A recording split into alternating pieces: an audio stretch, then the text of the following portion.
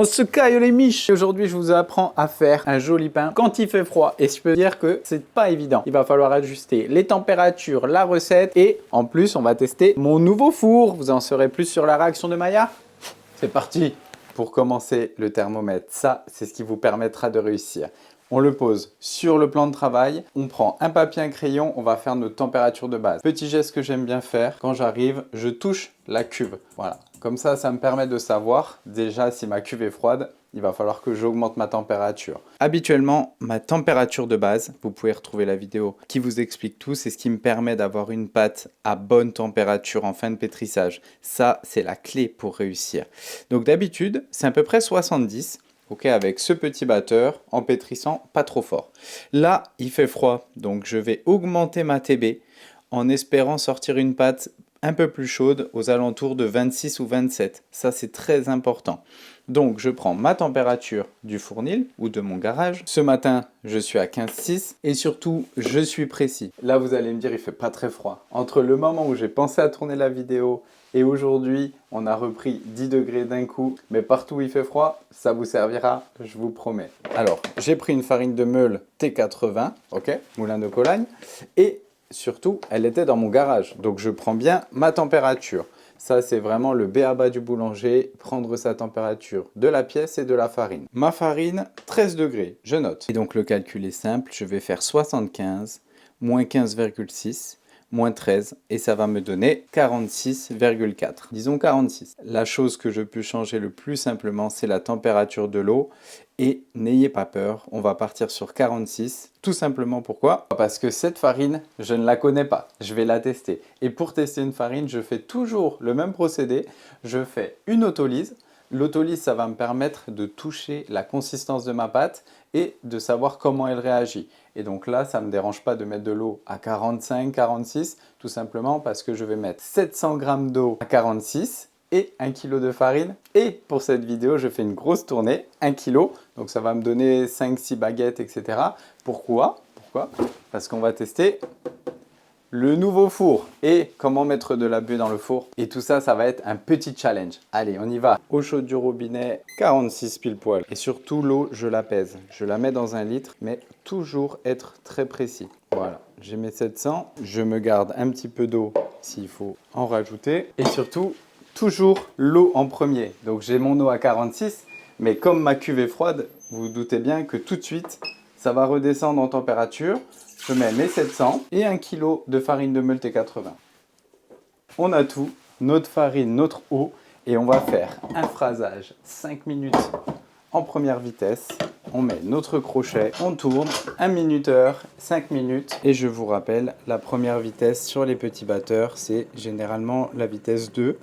Voilà, il faut qu'il y ait quand même du dynamisme. C'est juste un mélange. Au bout de 5 minutes, j'arrête. Une chose très importante à comprendre. Ma pâte, je sais qu'elle va pouvoir absorber plus d'eau. Mais je vais commencer par corner. J'ai bien corné ma cuve. Mon autolyse est à 32 degrés. Donc il n'y a aucun souci tout simplement parce que mon autolyse c'est de la farine et de l'eau. Il n'y a aucune fermentation. Donc je vais couvrir et je vais laisser dans ma pièce, donc bien froide, pendant 45 minutes. Couvrez bien au contact pour que ça ne croûte pas du tout. Pendant ce temps-là, je prépare mon levain liquide. Donc c'est un levain, je l'ai rafraîchi hier et il était au frigo. Ça marche très bien, tout simplement parce que en addition, je vais rajouter ma levure. Je le dis souvent, la levure, ça nous apporte une régularité et une assurance un petit peu. Le levain, ça nous apporte de l'acidité. Donc j'ai 150 de levain liquide. Habituellement, je suis à 6 ou 7 grammes de levure. Là, j'ai mis 9 grammes. J'ai augmenté un petit peu ma levure fraîche, mes 18 grammes de sel. Allez, on va regarder la température, la consistance de l'autolyse et on envoie le pétrissage. Alors, la boulangerie, vous le savez, c'est avant tout des températures. Donc là, je vais regarder ma température de pâte. Après 45 minutes, on est à 27 degrés. Voilà, c'est ce que je cherchais. C'est d'avoir une température qui soit entre 25 et 27. Par temps froid, croyez-moi, toujours avoir une pâte chaude. Et je vais toucher. Voilà, je vois que ma pâte n'a plus de ténacité. Donc ça, c'est très bien, c'est le but de l'autolyse. Et à ce moment-là, je vais mettre mon sel dans un coin, ma levure dans un autre coin et je vais bassiner ma pâte avec mon levain liquide. Donc je verse tout. Si ma pâte avait été trop froide, j'aurais rajouté un petit peu d'eau chaude. Et là, comme elle est à bonne température, il n'y a pas de souci. Pour commencer, je vais pétrir 8 minutes en première vitesse pour faire un pétrissage assez tranquille. Donc je remets vitesse 2 pendant 8 minutes. Et si besoin, je rajouterai un petit peu d'eau. Si après 4 minutes, vous voyez que votre pâte a cette texture, n'hésitez pas, vous pouvez tout de suite bassiner un petit peu.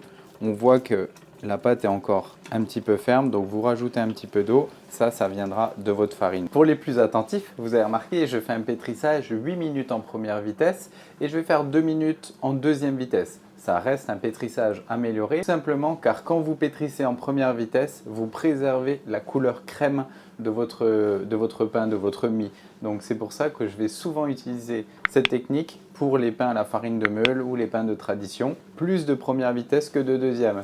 Voilà pour l'astuce. Et en fin de première vitesse, je vais mettre 2 minutes en seconde pour tendre un peu plus mon réseau. On va voir que le fond de la cuve va se décoller et pendant ces 2 minutes, je vais bassiner un petit peu. Donc je vais rajouter un petit peu d'eau, pas énormément, histoire de gagner un petit peu en alvéolage. Donc c'est normal, ça se délie et après ça va se reprendre. Et après 2 minutes, ma pâte est bien lisse, elle colle un petit peu, ça va être parfait. Je prends un petit récipient avec de l'eau et je vais faire couler ma pâte. Et je vais bien mettre ma pâte, je vais faire ce qu'on appelle un rabat. Je vais tirer. Voilà, j'ai une pâte qui est bien lisse, qui doit être hydratée à peu près à 76% d'hydratation, plus 150 de levain. Donc voilà, là c'est parfait. Et le plus important les amis, ma température. Voilà, le minimum par temps froid, ça sera 25 degrés. Là je suis à 26, c'est parfait. Je vais la laisser. Couvrez bien votre pain, ça c'est très important. Si vous avez la possibilité, vous le mettez à ce moment-là dans une pièce où il fait assez chaud chez vous. Même une pièce à 18, 19, ça sera très bien. Si vous avez des pièces plus chaudes, n'hésitez pas. Moi, je vais le mettre dans ma cuisine et au moins, je vais avoir une fermentation qui va démarrer. Je vais la laisser 1 heure et dans 1 heure, je fais un rabat et je la mets toute la nuit au frigo à 4 degrés. Allez, on se retrouve pour le rabat. Pendant ce temps-là, on rafraîchit le levain. Très important, être efficace. Mon levain, il est là. J'ai à peu près 60 grammes de levain qui me reste, ma souche. Je vais rajouter tout simplement de l'eau à 40 degrés, 70 grammes et un petit peu, là pour cette fois, de farine de meule T80. C'est toujours bien de changer un peu, ça redynamise votre levain. D'habitude, je le fais à la T65, sans additif surtout. Là, j'ai un petit peu de farine de meule, ça va lui faire du bien. Je mets mes 70 grammes et je mélange à la main, surtout la main bien propre. Et à ce moment-là, vous pouvez régler la consistance. Si vous le trouvez un peu trop ferme, vous remettez un peu d'eau. Et s'il est un peu trop liquide, un petit peu de farine, il n'y a aucun souci. Moi, la consistance comme ça, j'adore. Je vais le laisser démarrer 3 heures à température ambiante et je le place au frigo. Et là, il sera parfait. Après 1 heure de pointage, hop, dernière technique. Ma pâte, donc je l'ai mis dans un petit récipient pour bien qu'elle puisse fermenter. Attention au récipient trop large et trop long. Ensuite, je prépare de l'eau assez chaude. Voilà, tout simplement quand je manipule ma pâte à l'eau chaude. Et comme ça permet d'augmenter un petit peu la température de ma pâte. Voilà, tout ça, c'est des petites techniques de pro. Allez, c'est cadeau pour le début de l'année, pour faire du bon pain à la maison. On retonifie notre pâte. On voit que la tenue est parfaite.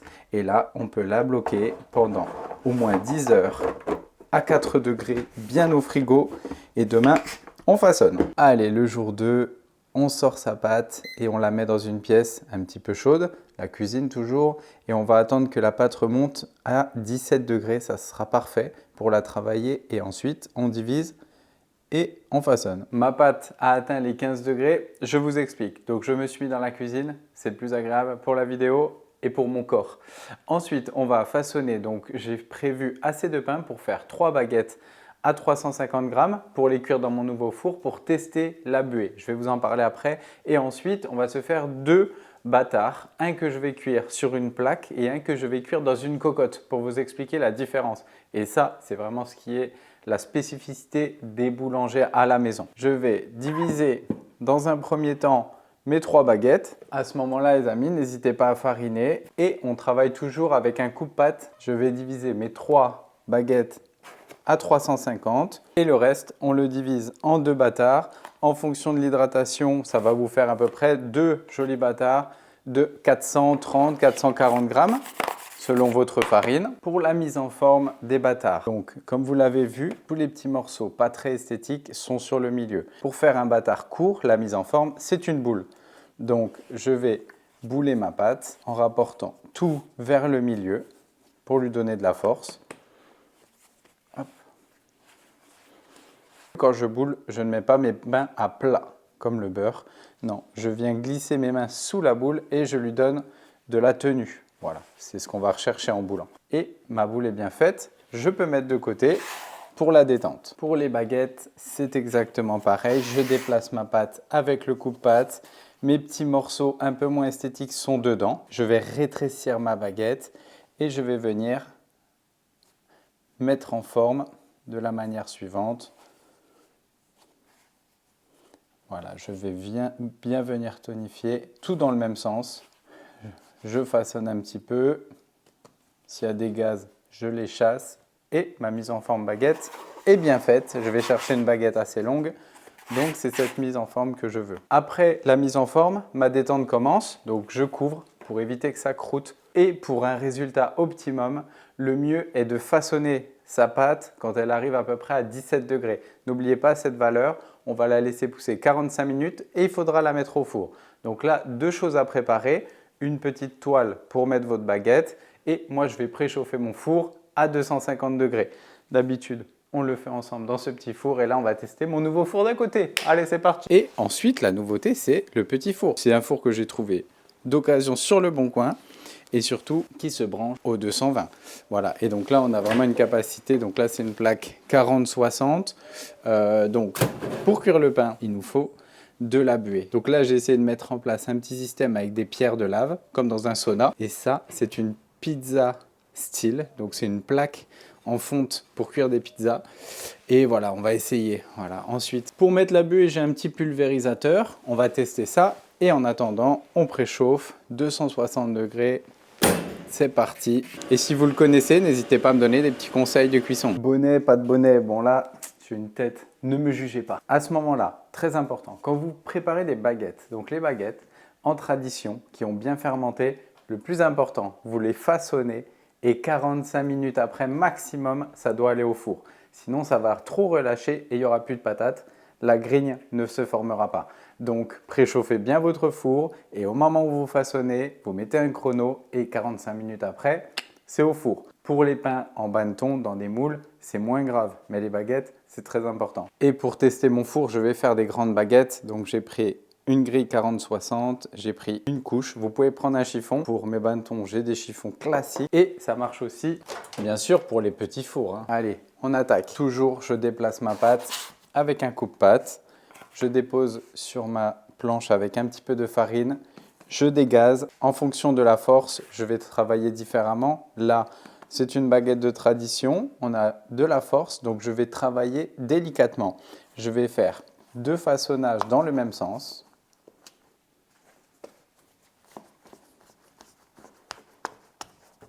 Ça dégaze, c'est bien. Si ça colle, je prends mon coupe-pâte, je façonne. J'ai une baguette qui est bien façonnée. À ce moment-là, je fais attention à ne pas rajouter trop de farine, surtout avec un four ménager, parce que la buée, ça va être problématique. Voilà pour la petite technique.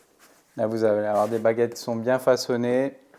Vous farinez très légèrement votre couche ou votre tissu et on met dessus. On vient bien fermer. Et je vous l'ai dit, le plus important, 45 minutes, chronomètre. Dans 45 minutes, c'est au four maximum. Pour ces baguettes, il n'y a pas beaucoup de tolérance, c'est-à-dire qu'elles ne vont pas rester très longtemps à pousser. C'est de la tradition, sans additifs, farine de meule, donc il faut faire attention. Et pour le façonnage des bâtards, super facile, on farine, on prend notre pain, bien sûr avec notre coupe-pâte, on tourne, le côté un peu moins esthétique face à nous. On dégaze bien sûr, une fois dans un sens, je tourne et 2 fois dans l'autre sens. ma pâte a de la force, la fermentation a bien démarré, elle est à bonne température, tout est bon. Je pince si besoin, je prends un récipient, un bâton, ce que vous avez sous la main. Je farine légèrement, surtout le côté avec la soudure face à vous. Voilà, ça s'appelle tourne à gris. Et je ferme et je pourrai enfourner juste après mes baguettes. Il n'y a aucun souci dans le bâton. C'est maintenu. Il y a un peu plus de tolérance, on appelle ça. Bon les amis, allez, on passe à l'enfournement. La dernière chose que j'ai achetée, super pratique, c'est ça. En fait, c'est une échelle, peu importe, hein. Et donc, je vais mettre mes pains dedans, mes pains. Et s'il fait très froid, je ferme. Et là, je peux mettre, par exemple, une plaque avec une casserole d'eau chaude. Voilà, ça, c'est un peu les techniques à la maison, hein, mais ça marche très bien. Mais rien n'est obligatoire. Et dans 45 minutes, on l'enfourne. Avant d'attaquer la mise au four, je vous explique. La réaction de Maillard, qu'est-ce que c'est? Quand on enfourne un pain en boulangerie, dessus, automatiquement, on va mettre de la buée, de la vapeur. Et cette buée va être retenue sur le pain grâce au sel. Voilà. Et c'est cette buée plus le sucre présent dans la farine qui va faire la caramélisation, la réaction de Maillard. C'est ce qui est dur dans nos fours à la maison, c'est qu'on n'a pas le petit système de buée. Donc, on bidouille. On va mettre soit de l'eau sur le lèche-frite dans les petits fours, soit là, on va pouvoir essayer de pulvériser justement avec un pulvérisateur. Je vous montre un petit peu et ensuite on passe à l'enfournement. En gros, on va ouvrir avec un pulvérisateur par exemple. On va essayer de mettre de l'eau et faire un maximum de buée avant de fermer. Voilà le principe. Si vous avez compris ça, c'est déjà bien. Question qui tombe très souvent à l'examen d'ailleurs. On y va pour l'enfournement. Je prends une petite pelle. J'ai pris un papier. Tout simplement, je vais poser mes baguettes sur et ensuite je ferai glisser le papier dans le four. Voilà, ça c'est les petites techniques à la maison. Je prends ma pelle. Je vérifie la taille, 40 cm. Donc moi, j'ai une petite règle. Chaque 10 cm, en gros, je peux faire un coup de lame. Voilà, ça c'est ma petite règle que j'aime bien. Je place mes baguettes. Si je veux, je peux mettre un petit peu de farine. Mais attention, pas trop de farine, car avec la réaction de Maillard, ça va être très compliqué. Je prends une petite lame, ok, bien droite. Je vais faire mes coups de lame. Et entre les coups de lame et l'enfournement, il faut aller vite. Donc, préparez-vous que tout soit prêt et ça va le faire.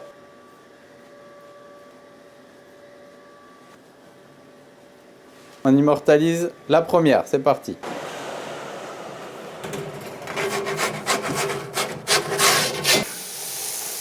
Je mets de l'eau. Et on est parti pour 16 minutes et on voit le résultat. Si parmi vous, quelqu'un a un four de ce genre, est-ce que ça vous arrive de boucher la petite cheminée pour garder l'humidité dans le four? Ça m'intéresse de savoir. Et ouais, je sais pas, je me suis dit que peut-être fallait le boucher un peu parce que toute l'humidité sort et du coup automatiquement mes baguettes elles seront un petit peu moins colorées. On va voir qu'elles sont un peu ternes là, mais c'est normal. Allez, voyons voir ce que ça donne après 16 minutes. 16 minutes c'est un peu juste, une baguette ça doit cuire en 19-20 minutes, mais avec les ventilations c'est assez dur à gérer. On va les laisser continuer de cuire. Je vais les tourner parce que je pense que la ventilation elle lui refaire mal. Pendant encore 2 minutes. Après 20 minutes, on défourne.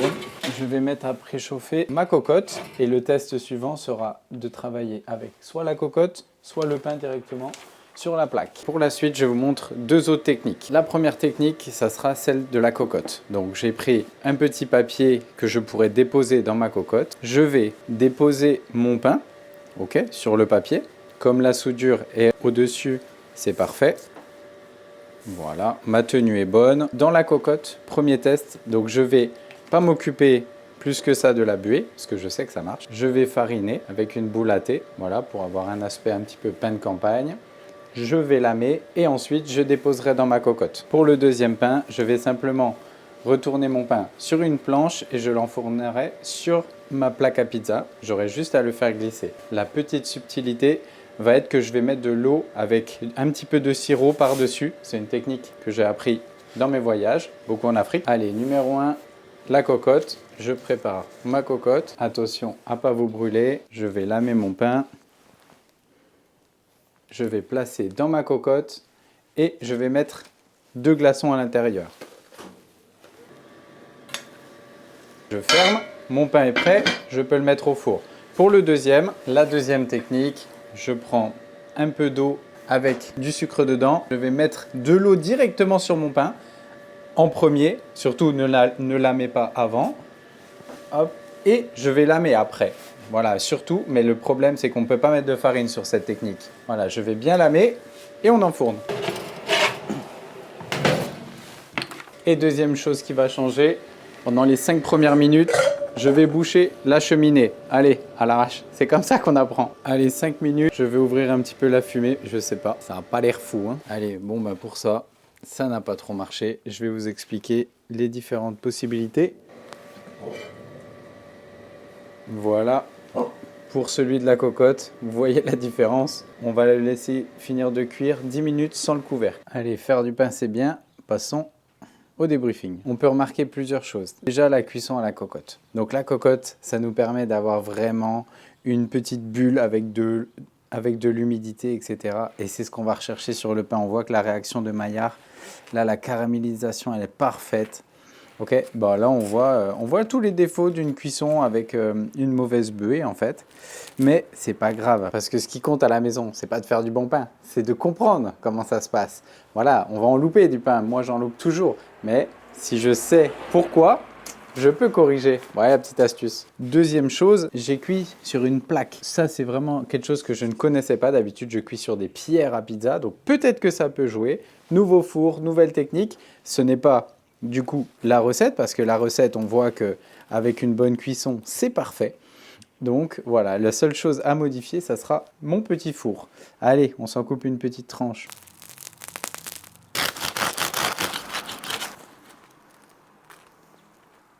L'aspect, c'est une chose, mais c'est surtout le goût qui va m'intéresser. L'intérieur, on voit qu'on a une mie bien grasse qui va bien permettre la conservation de notre pain. Ça, c'est grâce à une bonne farine de meule, le levain, une longue fermentation. Voilà, là, vous savez tout. Le beau pain, c'est une chose, mais est-ce qu'il est bon? Là, vous avez tout pour réussir. Il suffit juste d'arriver à maîtriser la cuisson. Recette parfaite. Vous pouvez la retrouver sur la vidéo. Petit goût de levain, très sympa. Voilà, maintenant, vous en savez plus sur la cuisson et comment faire un joli pain quand il fait froid. Allez, ciao les amis!